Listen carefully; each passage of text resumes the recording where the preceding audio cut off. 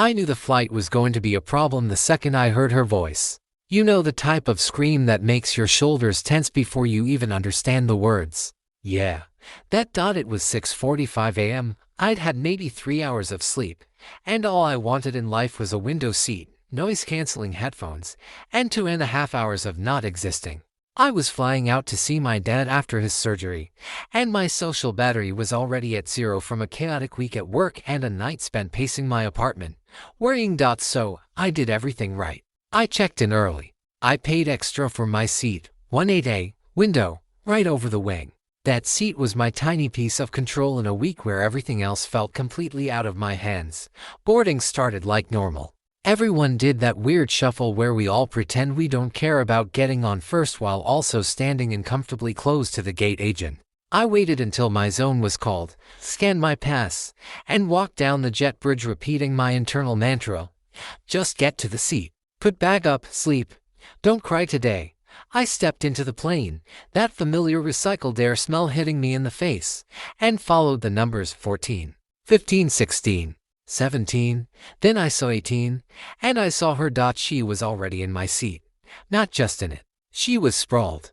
Blonde hair perfectly straightened, bright pink sweater, giant designer sunglasses on inside the plane like she was avoiding paparazzi. Louis Vuitton shopping bag on the window seat, her legs crossed, phone in one hand, iced coffee in the other. I checked my boarding pass again, even though I knew. 18A, window. I stopped in the aisle and said, as politely as I could, "Hi, excuse me. I think that's my seat." She didn't look up at first. Just did that slow movie villain head turn, slid her sunglasses down the bridge of her nose, and stared at me like I'd just asked to borrow her toothbrush. "What?" she said. "A 18A. I held up my boarding pass. That's my seat." The window. Her eyes narrowed. "I'm already sitting here." "I see that," I said, forcing a smile. "But this is my assigned seat." She laughed. Actually laughed. Loud enough that a couple people in the row across the aisle looked over. "I was here first," she said. "You can take the aisle." I glanced at the aisle seat. 18C already taken by a guy in a suit who immediately buried his face deeper into his phone like, "I am not here. I do not exist. Please do not involve me. I'm sorry," I said, still trying to stay calm. "I paid for the window seat. It's on my ticket." She rolled her eyes. "Sweetie, everyone pays for something on these flights. I have anxiety. I need the window." "You'll be fine." My heart started doing that stupid thing where it races before my brain has even decided if I'm actually in danger. Conflict is not my thing. I'm the person who apologizes when someone else bumps into me. But I also had flashes of my dad in a hospital gown, pale and tired, telling me, "Make sure you rest on the flight. Don't let anyone push you around." So I took a breath. "I understand you prefer the window," I said, "but this is the seat that's assigned to me. If you'd like to switch, maybe the flight attendant can help find you another one." She sat up straighter, voice rising. "I already told them at the desk that I need a window. The girl said it was fine if I found one. This is my seat now. Sit in the aisle or stand for all I care." People were definitely staring now. From behind me, someone muttered, "Here we go," under their breath. I could feel the line backing up down the aisle. That panicky, trapped feeling started crawling up my spine. The flight attendant working the front of the cabin noticed the traffic jam and came over, wearing that practiced calm airline smile. "Is everything okay here?" she asked. The woman in pink practically lunged at the opportunity. "Why, yes. This guy is harassing me," she said, pointing at me like I'd threatened to steal her purse. I told him I have anxiety and I need the window, but he's insisting I move. "I was here first. Tell him to take another seat." The attendant turned calmly to me. "Sir." I handed her my boarding pass with slightly shaking fingers. "I'm in 18A. She's in my seat." The attendant checked my pass, then glanced up at the overhead bins to confirm the row. Her smile tightened, but her voice stayed professional. "Okay, ma'am, his ticket does show 18A. Can I please see your boarding pass?" "I already put it away," she snapped. "The girl at the gate said I could sit in any open window seat." I told her about my condition. "I understand," the attendant said, "but we do need to make sure everyone is in their assigned seat for weight and balance and, safety reasons. If you could just show me your ticket." We can sort this out quickly. The woman huffed dramatically, dug through her massive purse, making a point of sighing loudly every 3 seconds. Unbelievable, she said. I'm a loyal customer. I fly all the time. You should be helping me, not this kid who probably booked basic economy. I swallowed. I'm 29, but sure. Kid. She finally found her phone, opened the airline app, and shoved it toward the attendant. C. To 1C, the attendant read. That's an aisle seat farther back. The woman crossed her arms. She said I could move. She agreed. Okay, the attendant said gently, but we can't just take a seat from another passenger, especially one they paid extra for. If you'd like, once we finish boarding, I can see if there are any available window seats to move you to. No, she snapped, her voice getting louder. I'm not moving. I am already settled. My bag is here. My drink is here. My nerves are here. He can move.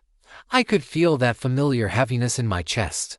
Every instinct in me wanted to just say, it's fine, I'll take the aisle, sit down, and make the whole thing stop.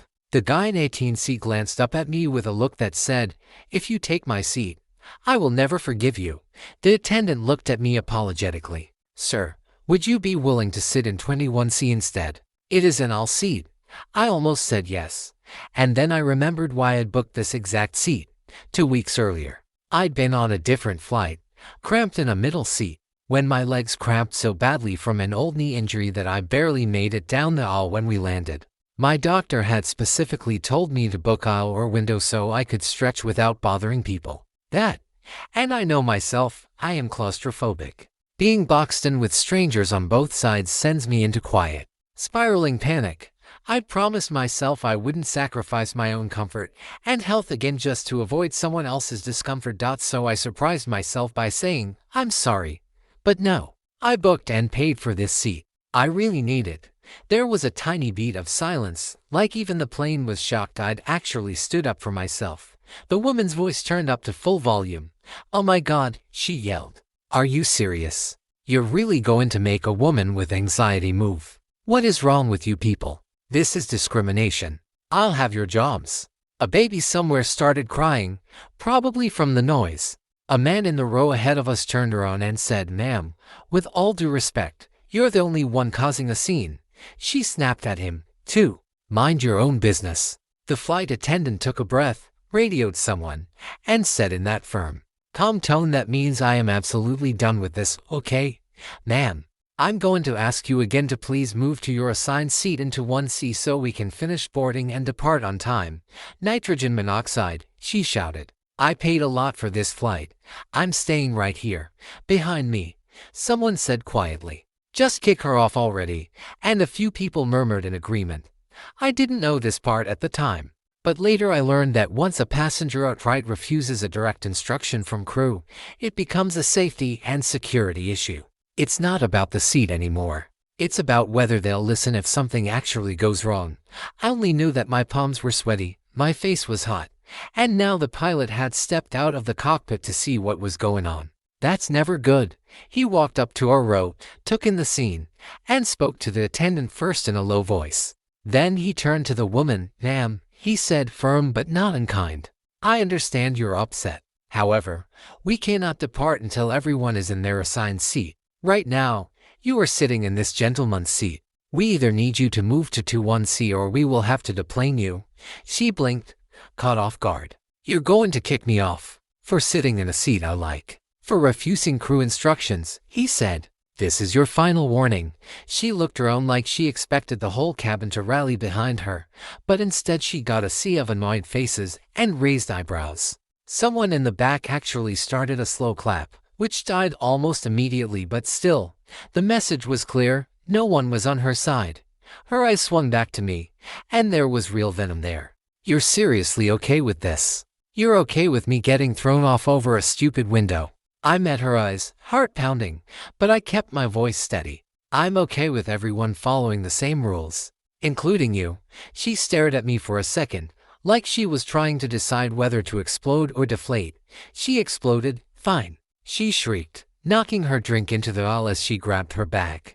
I hope you're happy. I hope you have a miserable flight. You're clearly a miserable person."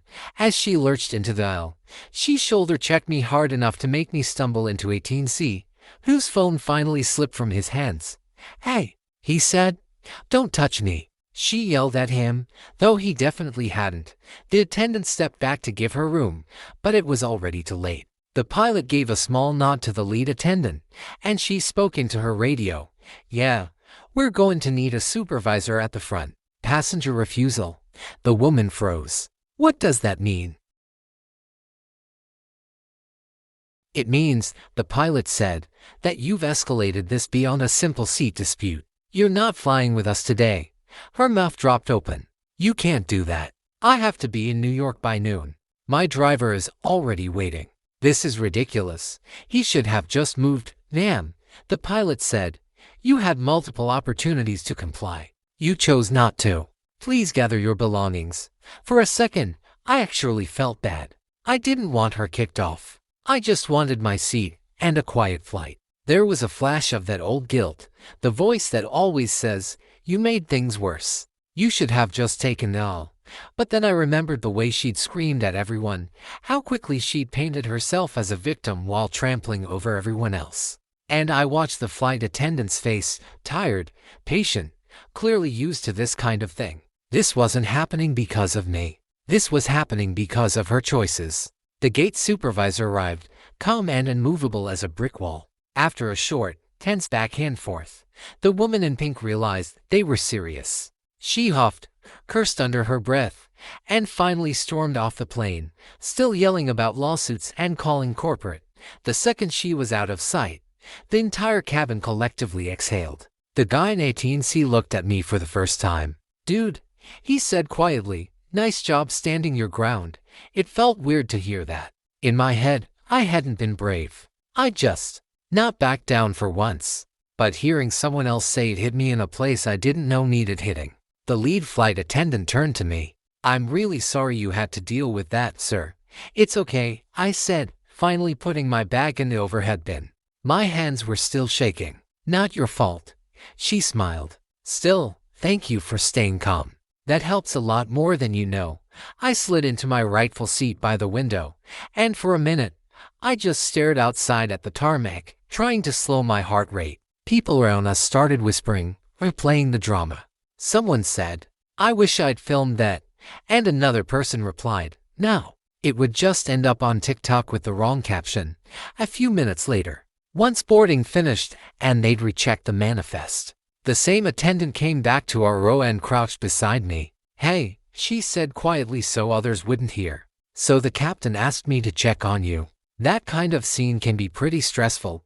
I laughed weakly. "You have no idea. I hate confrontation."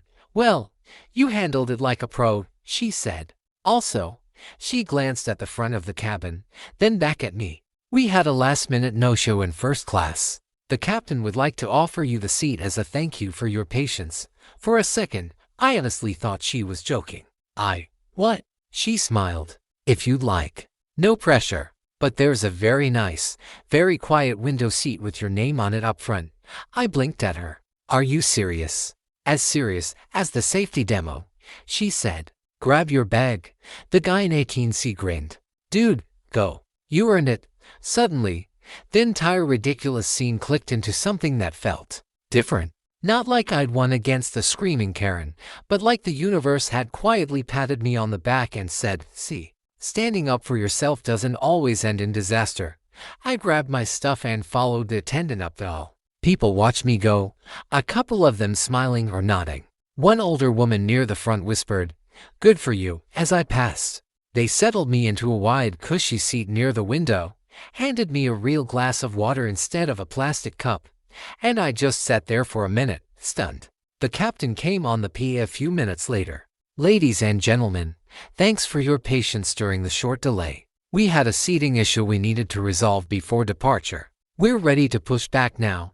His voice sounded completely neutral, but I swear I could hear the tiniest hint of amusement underneath. We took off smoothly. As the plane climbed through the clouds, the stress started to leak out of my body in slow, heavy waves. My knee wasn't cramped. I had a whole armrest to myself. And, for once, I'd stuck up for myself without collapsing into guilt or panic. About half an hour into the flight, once drinks were served and the cabin lights dimmed, I pulled out my phone and turned it back on airplane mode just to scroll through my notes. That's when I noticed I had an unsent message from my sister, written at 3 a.m. Text me when you land. Dad's nervous but pretending he isn't. Love you. I stared at that for a second and felt tears prick the corners of my eyes, but in a good way this time. The thing about that morning wasn't just that some entitled stranger tried to steal my seat and got kicked off a plane. It was how automatic my old pattern was: shrink, apologize, give up what I need so someone else won't be uncomfortable. I'd almost done it again, but instead, I'd chosen something different. I'd chosen to believe that my needs were just as valid as hers, even if she screamed louder. When we landed, we taxied for what felt like forever, and I watched the ground crew move like tiny coordinated ants outside my window. As we pulled up to the gate, I glanced toward the terminal and nearly choked. There she was, the pink sweater, the giant sunglasses, the Louis Vuitton bag. She was standing at the customer service desk, hands flying, clearly in mid-rant at the poor agent trying to help her. I couldn't hear her, obviously, but I could imagine the script. Do you know who I am? And I will never fly with this airline again. For the first time all day, I actually smiled. As we deplaned, I walked past her on the other side of the glass. She didn't see me, but the agent did. Our eyes met for half a second, and she gave me this tiny, tired, conspiratorial smile, like, "You wouldn't believe the morning I've had." I nodded back as if to say, "Actually, I kind of would." My dad was waiting for me just past security, leaning on his cane trying to look stronger than he felt. When he saw me, his face lit up, and none of the plane drama mattered anymore. "How was the flight?" he asked as we hugged. I hesitated, then laughed. "Long story, but I got upgraded." He pulled back and raised an eyebrow. "Upgraded? Since when do you get upgrades?" "Since I stopped letting people walk all over me," I said, surprising myself a little. He chuckled. About time. Later that night, after hospital visiting hours were over and my dad was resting, I sat in my childhood bedroom scrolling through social media. I saw one of those viral airplane Karen videos, some totally different incident on some other flight, and for a second, I wondered if anyone had filmed ours. But then I realized it didn't matter. My story didn't need to be on TikTok with dramatic zooms and captions to feel real. For me, the real plot twist wasn't that screaming Karen got kicked off the plane while I got a free first-class seat. The real twist was that, for the first time in a long time, I chose myself without needing the internet's approval, a camera, or an audience. I stood my ground, my world did not end, and the sky didn't fall. Instead, I got a quiet window, a glass of water, and a reminder that sometimes the universe backs you up in the most unexpected ways. And if I'm being completely honest, the look on her face when they told her she wasn't flying that day, yeah, that was a pretty satisfying view too.